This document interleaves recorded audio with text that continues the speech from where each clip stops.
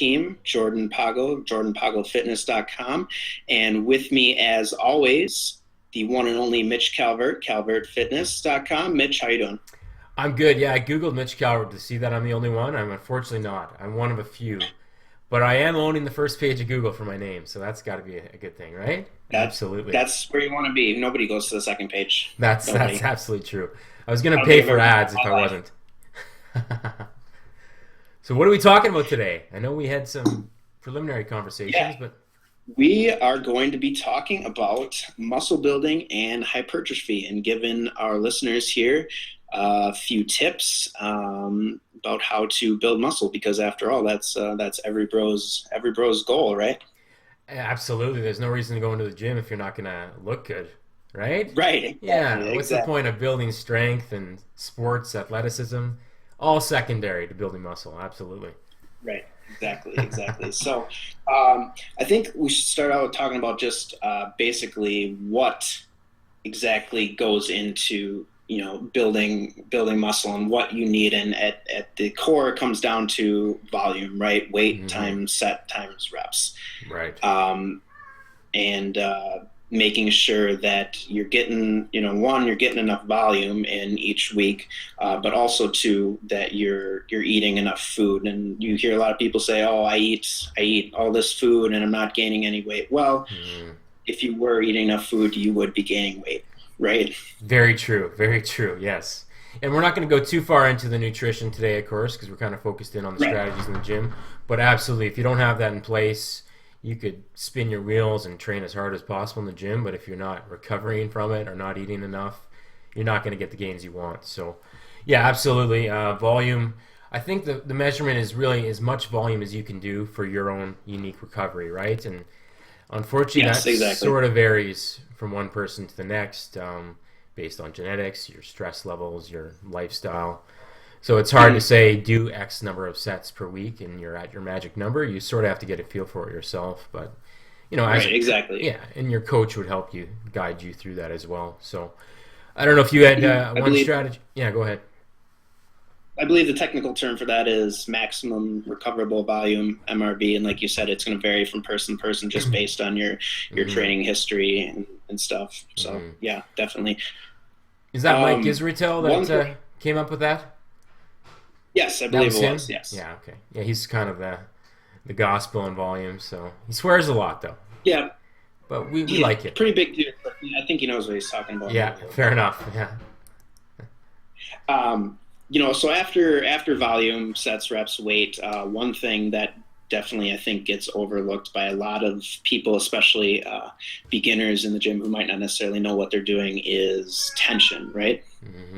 That's a good one. Absolutely. Yeah, tension. And there's a couple different ways to look at tension. And the first one, specifically when it comes to building muscle, is TUT, or time under tension, and that's how long your muscles spend uh, under tension while you're lifting the weight. So you're doing 3 sets of 10 reps. That might take you 20 seconds.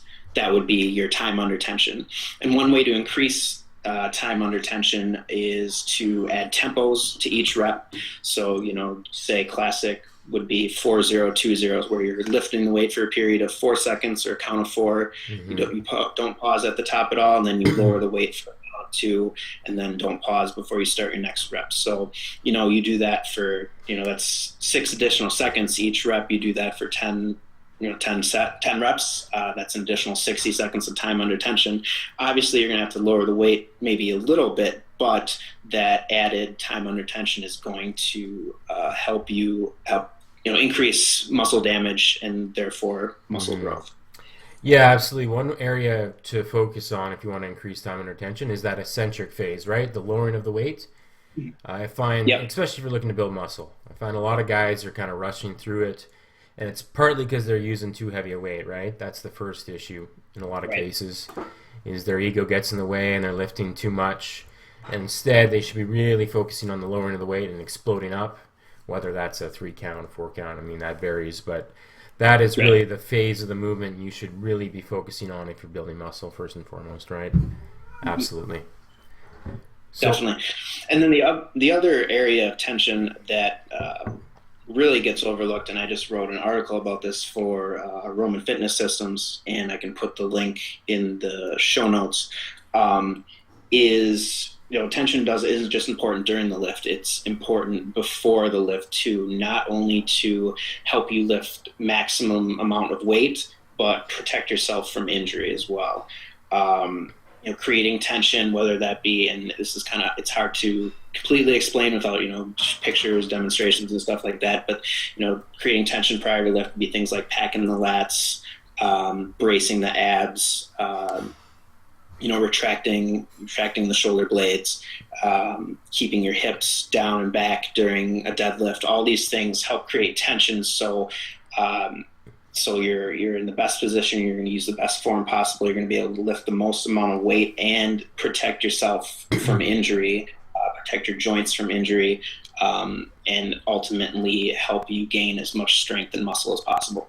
Yeah, that's great. That's a really good point. I mean, people beat up their joints in the gym too. That's another issue with training too heavy for your own makeup, trying to rush things Mm-hmm. along with strength. I mean, you want to be gradually building strength as you go along, but Right. it has to be in increments, right? And too often people are Right. loading up the bar, bouncing it off their chest on a bench press, all these things that you can see right away that are issues when it comes to joint health, but also when it comes to building muscle. So you really have to Mm-hmm. kind of check your ego at the door, right? And try not to Right. And lift. specific. Go ahead, yeah. Right. Yeah.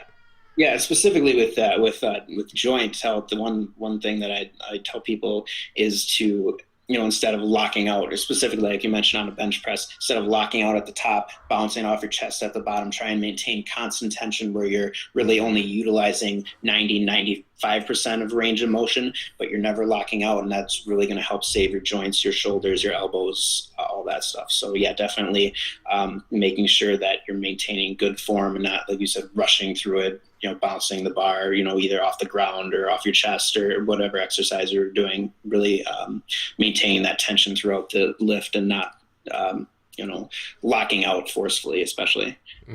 Great, yeah. So really the take-home point there is don't lift too heavy just to show off to the chick on the Right. elliptical and the booty shorts. Lift to build She's not muscle. watching. Keep yourself healthy for the long term because that's what's going to get you to the end goal that you're Yeah. striving for. You can't train if you're injured. Absolutely. So the one I had, well, I have a couple, I guess, but the one I was going to touch on here is that mind-muscle connection, right? It sounds like bro science, like, oh, what is Mm-hmm. this hocus pocus stuff that I read about on bodybuilding.com, that type of thing. But there is some backed Right. research that an internal focus to the muscle you're training is a huge part of building muscle. Having that cue, I mean, it takes some Mm-hmm. time to develop it, but the research supports really focusing in on connecting your mind to the muscle you're working for a particular movement, right? So that it sort of forces you to use lighter weight than you would otherwise if you're just getting it from point A to point B as fast as possible. But definitely, that's one of the cues that's really hard for a beginner to grasp. Even some intermediates that have kind of plugged away in the gym and haven't seen the results they want. Once they kind of hone in on the mind muscle connection, things start to happen. So that's another one I really like people Mm-hmm. to focus on. And it starts with lowering the weight, and really feeling that muscle work. Yeah. It's that ego again. Absolutely. Check your ego at the door. Sorry, my cat just jumped on Anything me. else? No, Uh, I'll see. We can go to your next one. I got one more, but no, tension and volume is really the okay, biggest yeah, ones that I wanted to touch on. So go okay. ahead. I can throw in a real quick one just to have a discussion on is finding the right exercises for you, right? Sort of mechanical positioning, because maybe an incline press works great for me, but another guy all he feels it in is his shoulders, and you really have to Right. kind of get a feel for that yourself, because it's a magical Mm-hmm. thing. Based on your height, based on your insertions, the muscle, everything kind of is different on all of us. So there's no blanket workout that you can find in a magazine that's perfect for everyone. You sort of have to get in the Right. gym and feel it out, and not just do an exercise because some IFBB pro is doing that exercise and swears by it, right? You really have Right. to kind of get a feel for it yourself, and that comes with experience in the gym. And you can't really replace that Mm-hmm. time under the bar, but you can really, No. you know, with the help of a coach or just being more attuned to things as you go in there, and you'll get a sense for it once you start lifting. Oh, this exercise feels great. That's where I want it to feel. I have good DOMs afterwards.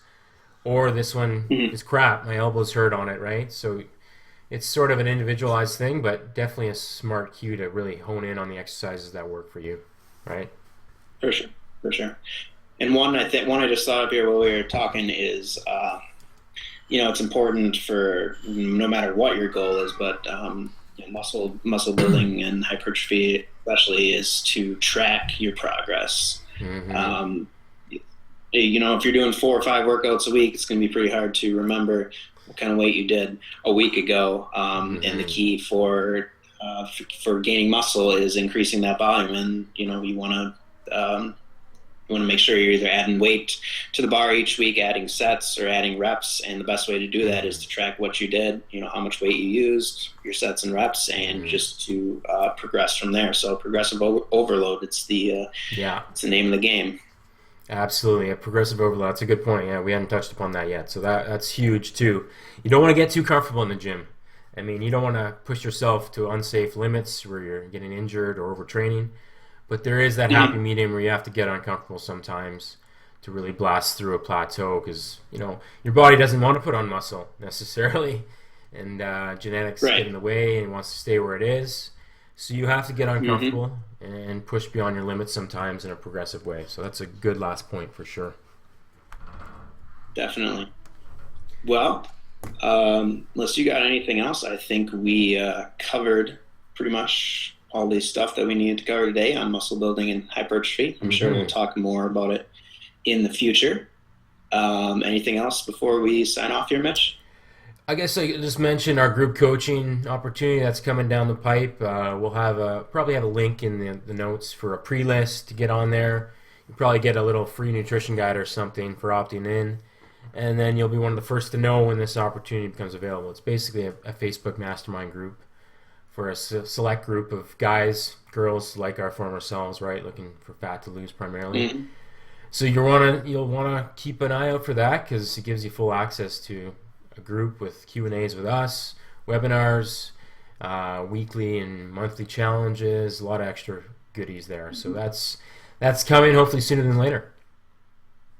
Yep, definitely keep an eye out on both our Facebooks and hop on our newsletters too, because we'll be promoting it there. So, Mm-hmm. yeah, thanks for listening, guys, and we will see you next time.